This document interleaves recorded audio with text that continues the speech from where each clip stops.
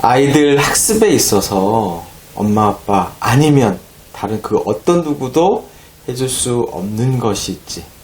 이것만 잘해주셔도 아이들 공부가 정말 확 바뀌거든. 바로 우리 오늘 주제지. 그게 바로 3대 점검 포인트야.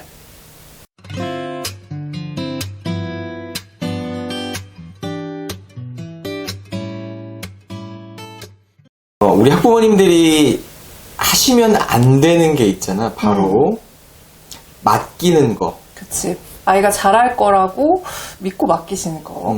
물론 좋은 뭐 학원, 좋은 교재, 좋은 인강 뭐 여러 가지 많지만 그게 우리 아이들한테 다 맞는다는 보장도 없고 사실 아무리 좋은 것도 그걸 직접 어떻게 하느냐가 되게 더 중요한 거잖아. 그리고 또 아이가 스스로 뭔가 잘못됐다고 생각을 해도 어떻게 그걸 개선할 수 있을지 스스로 파악하는 거는 특히 초등 때는 거의 그치. 가능하지가 스스로의 않지. 공부를 정말 이렇게 위에서 내려다 보듯이 그러니까 우리가 이제 메타인지라고 그치. 얘기를 하는 그런 것들은 부족할 수밖에 없는 시기인데 이때 우리 학부모님들이 3가지 점검을 잘 해주셔야 된다. 아무리 좋은 교육 프로그램, 교육기관이라고 하더라도 이 3가지는 무조건 챙기셔야 된다라고 당부를 드리고 싶은 거. 바로 첫 번째는 주간 점검을 좀 하셔야 된다.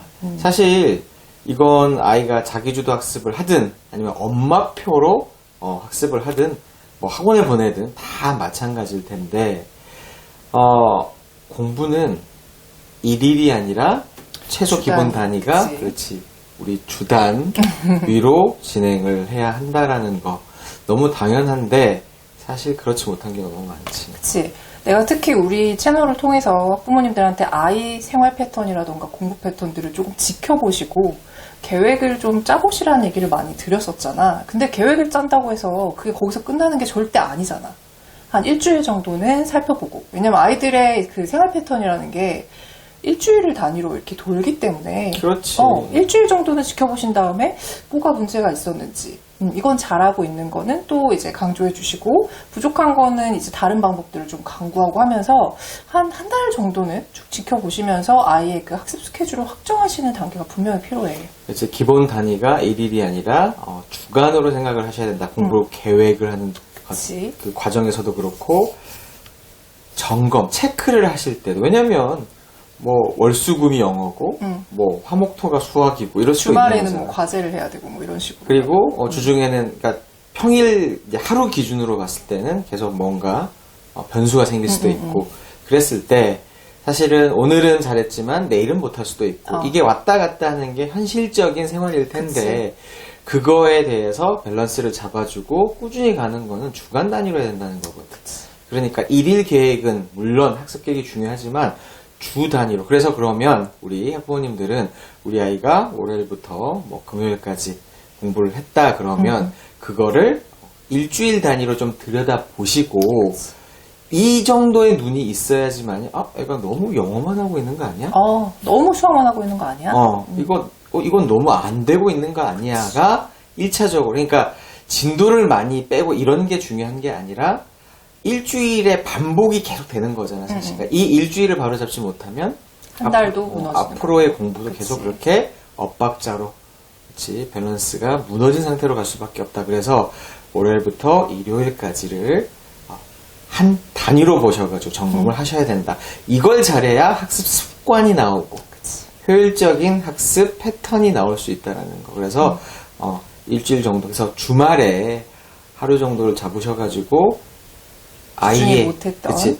아이가 일주일 동안 어느 정도의 진도를 나갔으며, 그러니까 뭐 평가를 하고 테스트를 하라는 의미가 아니라 일주일 동안 아이가 어떻게 살아왔는지를 한번 들여다 보시면 아무리 백날 뭐 학교 선생님, 학원 선생님이랑 상담을 한 거로는 부족한 오히려 우리 아이의 디테일한 학습 패턴도 파악하실 수 있다라는 거. 이 점검이 너무 중요하다라는 거지. 자, 이제 두 번째 점검은 이것도 정말 중요한데 이거는 거의 잘 안 되고 있어. 무슨 말이냐면 보통 어떤 교재나 뭐 수업이나 학원 수업이나 혹은 뭐 인강이 됐든 어떤 거든 교재가 한번 시작이 되면 보통 초등학교 같은 경우에는 뭐 한 달에서부터 보통 한 두세 달 정도면 끝나지. 끝나는 것들이 많단 말이지. 이랬을 때 이게 끝나고 나서 그 다음을 또 시작을 해야 될 때 이 중간 시기에 있어서의 점검이 필수적이라는 거야. 그치. 그렇게 해야지만이 우리 아이에게 맞는 교재가 무엇이며, 그러니까 해봤더니 너무 쉬웠어. 그치. 혹은 너무 어려웠어. 응. 혹은 아이 스타일과 너무 뭐가 맞지 안 않는다라는 거를 예를 들면 뭐 학원을 보내신다 하더라도 그 타이밍에 그 타임이라도 들여다 보셔야 우리 아이가 제대로 된 수준의 클래스, 본인 수준에 맞는 그런 그치. 반에 배정이 되든 교재의 선택이 되든 아니면 뭐 바꾸든 간에 그런 부분들을 체크해 보실 수가 있다라는 거지. 그치. 특히 나는 교재에 대해서 할 말이 좀 많은데 우리 학부모님들이 약간 좀 강박 비슷한 게 있으신 게 교재를 하나 사면 처음부터 끝까지 다 풀어야 된다고 생각하시는 분들이 좀 있어. 근데 우리가 이 한 달이라는 기간에 대해서 얘기를 한 거는 딱 봐서 못 풀겠어 이거라기보다는 일단 한번 되게 고심해서 교재를 정했을 거 아니야. 그러면 그 교재를 최소한 아이가 한 달 정도는 공부를 해봐서 이건 좀 아까 소장님 얘기한 것처럼 아이한테 도저히 맞지가 않아. 스타일이건 수준이건. 그러면 과감히 그 문제집을 안 보실 필요도 분명히 있거든. 맞아. 그런 것도 용기가 필요한 일이야. 맞아. 그리고 이제 또 교재가 끝났어. 끝났다고 하면 이제 수업 같은 경우에는 내가 항상 90%의 완성도라고 말씀드린단 말이야. 그래서 항상 오답이 중요하기 때문에 그 문제집을 90% 정도 계속 반복해서 풀어서 결국에는 90%를 푸는 그 정도를 파악을 하셔야 다음 교재로 또 넘어갈 수가 있거든. 맞아요. 근데 다음 교재로 넘어가기 전에 이 교재에 대한 충분한 리뷰가 돼야지 다음 교재를 선택하는 데 있어서도 어떤 기준이라는 게 잡힐 수 있고 이런 기간을 선생님 얘기한 것처럼 한 달에서 석 달 정도 따져보는 게 굉장히 중요한 것 같아요. 그치, 영어 같은 경우도 이를테면 뭐 독해와 관련된 교재를 뭐 봤단 말이야. 한 2달 정도를 거쳐서 애가 다 봤대. 뭐 스스로 봤든 아니면 뭐 학원을 다녔던. 그랬을 때 그 다음으로 넘어가야 될 때 설령 학원을 보내셨다고 하더라도 이 아이가 2달 동안에 이 교재에 대해서 어느 정도 물론 수학처럼 90%일 필요는 없어. 영어는 그치, 우리가 그때 얘기했었잖아. 80% 정도만 돼도 다 알고 넘어가는 게 오히려 독이 될 때도 있기 때문에 너무 그렇게 되면 근데 또 그런다고 해서 너무 설렁설렁 할 수도 없잖아. 그래서 지난 2달 동안 봤던 교재를 한번 점검을 해보시면 아이가 되게 이 부분에 대해서 이제 예를 들면 어휘가 부족하다든지 도대체 뭐가 문제였을까를 좀 파악을 하게 되면 그 다음에 아이 영어 학습의 방향성을 맞아. 생각을 하실 때도 이렇게 계속 우리 왜 변증법이라 그러잖아. 정반합. 뭐가 잘 되더라도 뭐가 안 되기도 하고 그거를 이제 다 모아야지. 더 승화시키려면 이 중요한 시기 요때 그래서 프로젝트 하나가 끝날 때마다 점검하시는 거 정말 중요하고 너무 중요하지. 아무 대준 사람이 없기 때문에 맞아. 이 부분에 대해서는 어떤 교육을 하고 계시더라도 또 참고를 해줬으면 좋겠고 자 이제 마지막 3번째 점검 이것도 되게 중요한 점검이지 뭘까? 이탈 점검? 그렇지. 그러니까 아이가 뭐 다 잘하고 있는데도 특이 상황이 생길 수가 있는 거거든. 그치. 뭐 그게 사춘기의 문제든 친구 사이의 문제이든 그렇지 뭔가 감정적인 문제든 아니면 뭐 학원 선생님하고의 관계든 그렇지. 뭐 친구랑 싸웠든 간에 그치. 갑자기 아이가 사실은 정서나 이렇게 생활이 무너지면 공부가 잘 될 수가 없잖아. 그래서 이거는 좀 전 2가지는 학습 내적인 점검이라면 이건 생활적인 점검. 생활이 불규칙하고 생활이 안정되지 못한 아이는 절대적으로 공부를 잘할 수가 없다. 그러니까 이 아이의 생활만 봐도 이 아이의 정서만 봐도 파악할 수 있는 것들이 있거든. 그래서 사실 뭐 초등 때 아이들은 뭐 말할 것도 없지만 물론 이제 이렇게 성장하는 과정이지만 고등학생들 아이들 지도를 또 이렇게 하면서도 항상 강조하는 게 제발 일찍 좀 자야 된다. 맞아. 일찍 자고 차라리 조금이라도 일찍 일어나는 게 낫지 새벽까지 또 뭐 그게 또 들락날락 그래. 하루는 일찍 잤다가 이렇게 돼가지고는 일단 몸도 약간 그 바이오 리듬의 문제도 생길 뿐만이 아니라 이렇게 생활적인 게 되게 중요하거든. 그것도 습관이고. 그리고 아이들 사이에 뭐 감정적인 문제가 발생하는 게 꼭 새벽이야.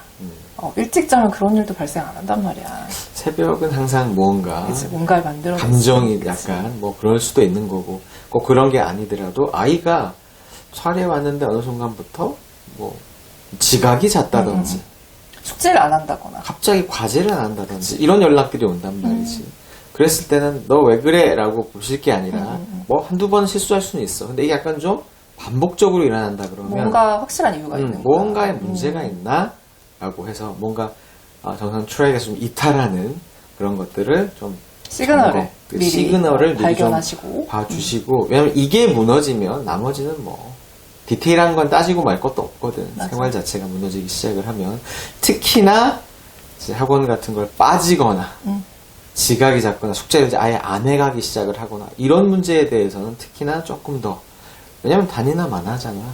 사실 실수가 아니라 이게 지속이 된다 그러면 사실 그거는 다시 뭔가 계획을 다시 문제점이 뭔지를 파악해 보시고 출발을 하셔야 되는데 그것도 용기가 필요한 일이거든. 그럼. 왜냐면 쭉 가고 있는데 뭔가 변화를 준다라는 게. 근데 막막하실 이미, 수도 있고. 그렇지. 그러니까 이미 뭔가 문제가 있는데 계속 그 위에다가 덧칠을 해봐야 절대 문제는 자동으로 치유되지 않는 경우도 많기 때문에 맞아. 아이가 생활상 어떤 정서나 감정상 또 부모님과의 관계도 그렇겠지. 그런 부분들의 문제가 좀 두드러질 때는 한번 그런 부분들도 체크 점검을 해보실 필요가 있다라고 오늘 말씀을 드리고 있는데 사실 뭐 우리 학부모님들의 역할이라는 게 다들 지금 상황이 다 다르실 거고 뭐 엄마표를 하시는 분도 계실 거고 뭐 학원 좋은 우리 동네에 있는 그나마 믿음직한 학원에 또 보내실 수도 있고 아이 스스로가 혼자 해보겠다 뭐 이런 경우도 사실은 뭐 다양하게 있을 수 있지만 어떤 경우 막론하고 이 점검은 항상 우리 학부모님들이 어느 정도의 관여를 하실 필요는 있어. 이거는 왜냐면 뭐 이게 안 되면 그 맞아. 다음 스텝이 나갈 수가 없다. 이것들을 잘 해주시는 게 특히 우리 초등아이들의 학습에 있어서는 너무 중요한 포인트고 여기서부터 왜냐면 이제 머리 아프실 거야. 도대체 내가 뭘 어디까지 해야 될까? 맞아. 근데 그런 고민이시라면 바로 이 포인트에서부터 시작을 해보시는 걸 한번 추천을 드리고 그렇다고 막 윽박지른다거나 검사하듯이 아까 전에 소장님이 얘기했던 것처럼 오늘 이번 주에 어떻게 했었는지 한번 보자 갖고 와봐 뭐 이런 식의 접근은 당연히 옳지 않을 거니까 각 가정의 분위기에 맞게 좀 자연스럽고 좀 친화적으로 아이랑 대화한다고 생각을 하시고 그치, 이게 대화지 뭐, 그런 보통은. 시간을 가져주시면 좋을 것 같아요. 그리고 또 우리가 예전에 그런 말씀들을 우리 채널에서도 많이 말씀을 드리고 있잖아요. 요거 말고도 각 중요한 시기에 또 각 과목별로 점검해야 될 부분들은 저희 교집합 스튜디오 영상에 올라와 있으니까 좀 더 구체적인 그런 내용들이 궁금하시면 그 영상을 한번 참고를 해 보셨으면 좋겠습니다. 자, 네. 오늘 이제 2022년도 얼마 안 남았다라는 게 참. 그러니까 참. 이게 벌써 11월이야. 그러니까 11월 자 출발 잘하시고요. 올 한 해도 잘 마무리할 수 있게끔 우리 3가지 점검 다시 한번 기억해 주시면서 오늘 영상은 여기서 여기서 끝.